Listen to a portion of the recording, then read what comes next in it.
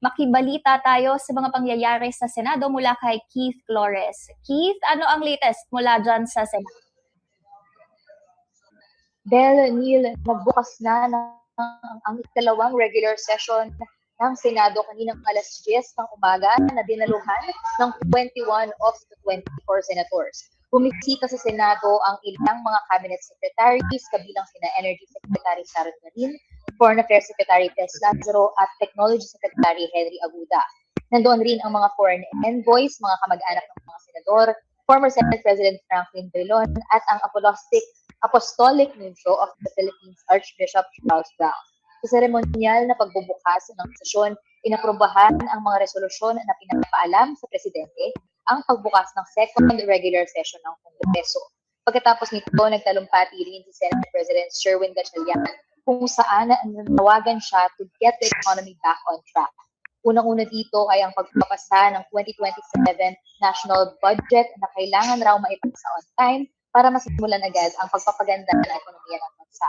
Kasama rin sa isinulong ng Senate President ay ang pag-amyenda ng Rice Certification Law, pagbasa ng ginhawa bill na magpapataas sa take-home pay ng mga manggagawa, ang pagpapalakas ng Energy Regulatory Commission lalo para maprotektahan ang mga consumer, pagpapasa ng Master Plan for Infrastructure and National Development Act at ang Magna Carta for MSMEs.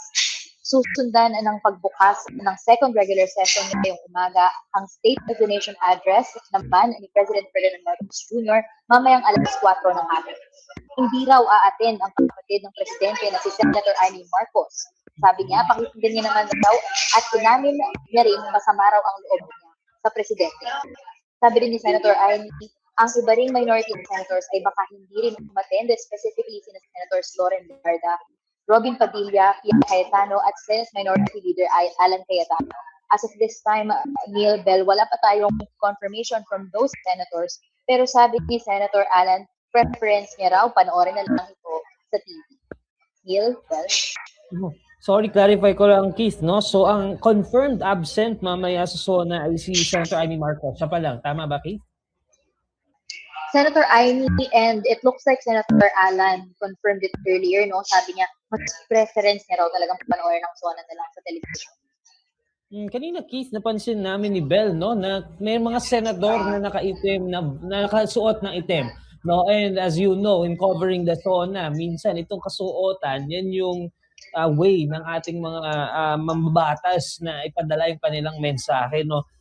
We saw Senator Pia Cayetano, Senator Alan Cayetano, Senator Amy Marcos, Senator Loren Legarda wearing black. Do we know anything about their decision? Was it a conscious decision to wear black on SONA Day?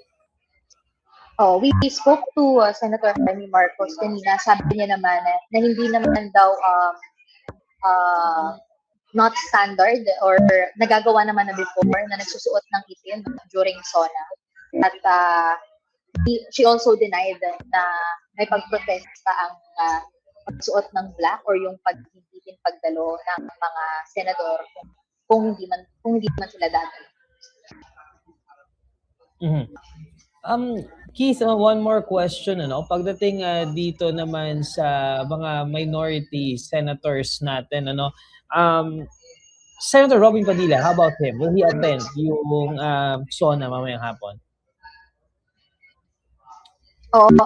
We have no confirmation yet from Senator Robin Padilla himself. Pero sinabi ni Senator Amy, it looks like Senator Robin Padilla along with Senators Pia Cayetano and Loren Legarda may not attend as well along with them to Senator Alan. One more question from me, Keith. Ano yung general na sentimiento ng ating mga senador, perhaps particularly yung ating mga minority senators with regards sa gusto ba nilang i-address ni President Bongbong Marcos yung arrest sa ilan sa mga senators natin dyan, including Senator Jinggoy Estrada, Senator Dante Marcoleta? Do they want that to be addressed by the President in his speech later?